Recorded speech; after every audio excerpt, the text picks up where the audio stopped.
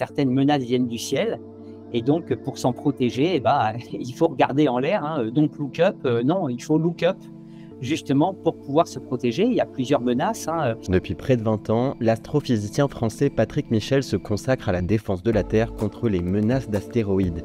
Le 26 septembre 2022, ses travaux, en collaboration avec la mission DART de la NASA, ont permis de dévier l'astéroïde Dimorphos situé à plus de 11 millions de kilomètres de nous. L'enjeu, c'était de vérifier technologiquement qu'on est capable d'envoyer une sonde qui va découvrir le corps 1 heure avant l'impact à 11 millions de kilomètres de la Terre. Donc là, on est trop loin pour utiliser un joystick pour la guider. Et donc, avec un logiciel de navigation intelligente, de vérifier qu'elle est bien capable de se repérer, d'identifier la petite lune et de taper dedans à haute vitesse pour la dévier de sa trajectoire. Donc, ça a été un succès extraordinaire.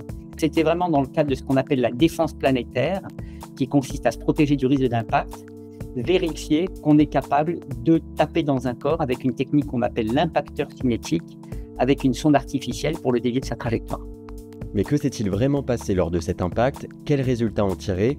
De nombreuses questions restent encore ouvertes. C'est là que la mission Hera intervient. DART a fait sa partie, elle a tapé dans un astéroïde avec succès, elle l'a dévié de sa trajectoire, mais il reste énormément à comprendre pour pouvoir d'abord savoir exactement ce qui s'est passé et puis pouvoir recaler toute cette information pour d'autres scénarios et se préparer pour le futur. Et qu'est-ce qu'il nous faut? Il nous faut d'abord mesurer l'efficacité de la déviation. Ce qu'on veut, c'est valider les simulations. On fait des simulations numériques, des programmes informatiques de ce processus d'impact pour pouvoir après mieux estimer l'énergie qu'il faut donner à une sonde pour dévier un astéroïde. Mais il faut s'assurer que ces simulations sont valides, que la physique est bien mise dans l'ordinateur et qu'elle reproduit bien un phénomène réel. Et donc pour ça, il faut qu'elle soit capable de reproduire le résultat final de cet impact qu'on ne connaît pas.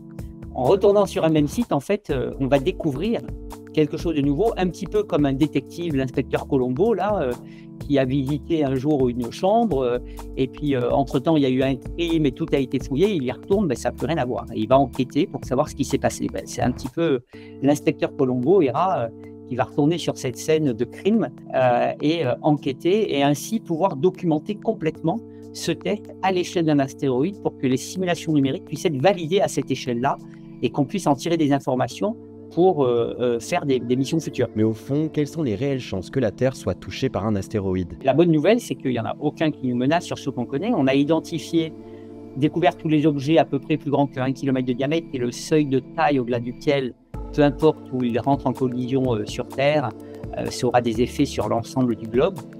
Et il n'y en a aucun qui nous menace. Et on essaie maintenant de faire l'inventaire de tous les objets plus grands que 140 mètres. On n'en connaît que 40%. Et c'est le seuil de taille au-delà duquel les dommages vont s'étaler sur une grande région, voire un pays, selon la vitesse et la densité de l'objet. On a affaire à un risque qui est très peu probable par rapport à tous les risques naturels auxquels on a affaire, les tsunamis, les tremblements de terre. Mais on sait qu'ils se concrétisent quand même à certaines échéances. Les dinosaures auraient bien aimé avoir une agence spatiale. Et l'avantage qu'on a par rapport à plein d'autres risques, c'est qu'on a les moyens de le prédire et le prévenir. Il suffit de les mettre en œuvre, de franchir toutes les étapes qui nous permettent d'être prêts. Ça prend du temps, mais c'est faisable. Et donc, on prend ce temps-là parce que l'idée, c'est d'offrir aux futures générations un plan qui évitera qu'elles aient à improviser le jour où ça se produit. La mission Hera est la première mission de défense spatiale européenne, mais au-delà des résultats scientifiques, qu'en retirer?